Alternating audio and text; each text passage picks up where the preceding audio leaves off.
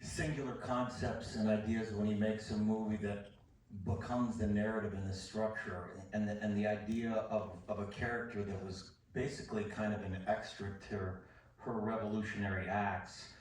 You know, he was the bomb maker. He's like sitting in the background. She's like, you know, make a show, Bob. And this was all based a lot on characters from the book Days of Rage that we read, which is based on the Weather Underground and civil rights movements and the Black Panthers. And, you know, the idea of these characters, what's the aftermath of that? You know, where did they go to too far extremes? And what's the repercussions on the next generation?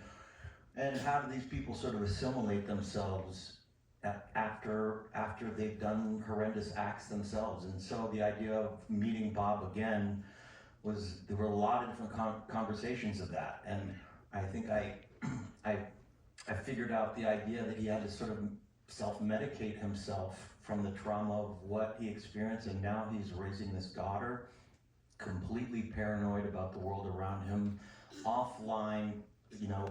It's when we went up to Northern California, so much of the locations of this movie became their own characters, and they informed, I think, who we were as characters. So I got to meet a lot of people in Northern California, which were they were called hipnecks. They were like hippies that were kind of, you know, rednecks too, like don't tread on me, get off my property, I hate the government, but all smoke pot and eat mushrooms.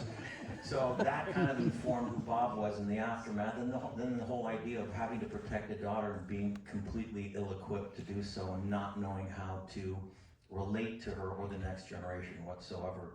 A lot of these, going to these locations were a huge part, I think, for all of us, of creating these characters.